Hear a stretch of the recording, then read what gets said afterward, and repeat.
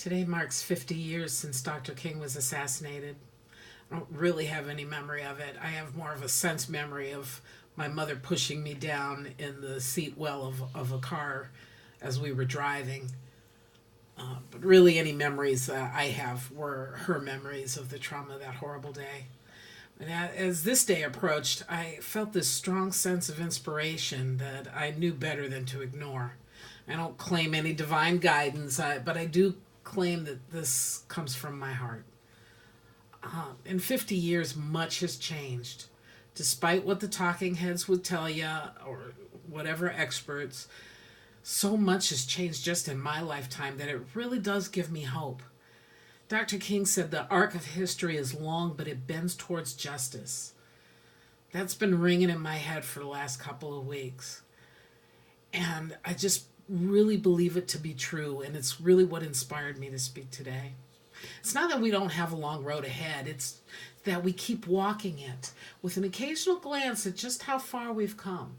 I think if you ask anyone old enough to remember what it used to be, they would say honestly that we have come a long way. I don't have the experience of what it used to be like, but I do recall the change itself. It was challenging, slow, but persistent, and it's still going on, and it probably will still go on long after I'm gone. Today we face new challenges. If life is nothing if not the ultimate educational experience, we're constantly pushed to see things in new ways and open our minds to think and our hearts to think differently. Change is the only constant, and we generally don't like change. Instead of embracing it, we push back and we fight, and before we're forced to accept it. Fighting change is futile. It's as futile as holding back the tide, but that doesn't stop us from trying. Wonder what would happen if we stopped fighting. What would happen if we embraced the new and the strange? It's fear that holds us hostage from embracing change. It's fear that holds us back. I want to break the chains. Let our humanity off the leash and just see where it takes us. The vision in our society is just so pronounced and so incredibly sad. It's beyond Democrats and Republicans, but let's just start there. It's just absolutely heartbreaking and totally unnecessary. The blame is on both sides. Republicans have been disrespected by Democrats. I will own that. They've been called stupid, close-minded, racist, sexist, and a million other ists that I can't think of. If Democrats don't own up to that, we'll never get anywhere. By the same token, Republicans have considered Democrats as bleeding hearts trying to take away their rights in order to serve some agenda. The word liberal becomes as lethal as the F-bomb in the mouth of a Republican trying to fire up their base. And in that sentence is the key to the core of this hostility. Firing up is how the status quo got to be so incredibly ugly. It's critical to remember that both sides are equally guilty in firing up their base to a rage that infects everything and decimates anything like civil discord. Dr. King stood for nonviolent discord. Dr. King believed in respecting each other and disagreeing without being disagreeable. We can discuss, and as long as we keep our minds open, and I think most importantly, be willing to own that we might not be right, be willing to change our mind. I don't speak for all Democrats, but I do think that we have a long way to go in embracing diversity of opinion as well as we embrace diversity in every other aspect of life. Republicans aren't always wrong and Democrats aren't always right. How can we hate the party of Lincoln? By the same token, how can we disavow the party of Franklin Roosevelt? As a Democrat, I have no issue with the Republican pillar of living within one's means and pulling oneself up by their bootstraps. I can even see real merit in the idea of less government. I think the idea of public schools is outdated. I think we have to seriously look at the fact that it made a lot of sense when we were an agrarian society, but now it's just not working and privatization is the future. Now, I also think that there are probably those against that opinion on both sides of the aisle. And listen, I am willing to have my mind changed. The point is, speaking for myself and probably a good deal of Dems, your side has merit and value. We don't discount the foundation of the Republican platform.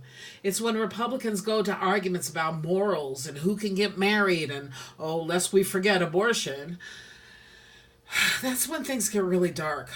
No one likes to be preached to. People resent it deeply. As a party that at its heart is supposed to be about freedom, it's frustrating that it's thought of as narrow-minded and anything but free. I think Republicans might feel preached to as well. I think Dems can be rather elitist and talk down to Republicans. It's not meant that way, but I wouldn't be surprised if that's the way Republicans feel. Again, I won't claim to speak for Democrats, but I think that we feel this sense of social responsibility. Not that Republicans don't, but it's all a question of the paths taken. Where Republicans may be pull yourself up by your bootstraps leaning, Dems know that it can be difficult if you don't know what a bootstrap is. Now, as someone who did some bootstrapping herself, I see both sides, and I can tell you that I would not have made it without both the drive to pull myself up and the guidance to know how to do it. Over the last 2 years, and probably even further back, it's been so distressing to see how far things have gotten so completely twisted. There were times I thought the Republican Party may just implode. And before you think I'd be happy about that outcome, I will tell you nothing could be further from the truth. You are our brethren, and no true Democrat would ever want that. At the heart of being a Democrat is the total, unflinching respect for those whom we may not agree with. It seems the Republican Party has been hijacked. There's an anger in both parties that's really alarming. Anger always masks fear. So in the Republican Party, I see a great deal of fear. I'm not certain, though, and I'm no psychiatrist, but that's what it appears to be. I'm not certain what's at the heart of that fear. There's a thread that says all the rage seen at these Trump rallies and is a backlash to having a so-called black president. It seems very unfair to me. I would like to give you the benefit of the doubt on that one. It's that racist label again. I won't deny the evidence weighs pretty heavily in favor of that opinion, but I'd like to give the party a little bit more credit. The build that wall chants and the anti-immigrant rhetoric doesn't help. I think Republicans must know that a wall isn't realistic. They must know that so-called illegals aren't coming over a wall, they're coming through an airport. So exactly what has them so frightened? I do think the Republican Party has been hijacked by a con man. There's just no sugarcoating it. Nothing to be ashamed of. Quite a few banks fell under that same spell and lost a lot over it. I'm surprised at how long the spell has lasted, though. But Republicans are nothing if not loyal. I'd like to break that spell, though. I'd like to allay your fears of people who don't look like you or think like you. I want to hear your concerns and reassure you that there is a path forward. I want to help you embrace the different or the strange and realize it's not wrong. I don't know that we always show it, but the heart of a Democrat is the fundamental search for justice. That's why I'm a Democrat. I believe in the words "with liberty and justice for all." On this day of remembrance of Dr. King's terrible loss, his words inspired me and give me hope. The arc of history is long, but it bends towards justice. God bless you all. People of YouTube, I hope you're all safe and well. Thank you.